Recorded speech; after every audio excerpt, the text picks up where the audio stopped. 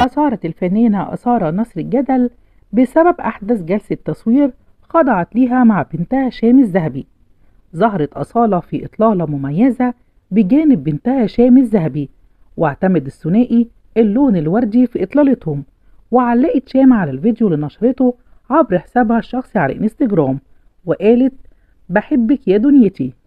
وتنوعت تعليقات الجمهور بين التعليقات المعبرة عن حبهم لأصالة وشام وإعجابهم بإطلالتهم، بينما علق البعض الآخر على انتفاخ بطن أصالة، وقال متابع ليها: يبدو أن أصالة حامل.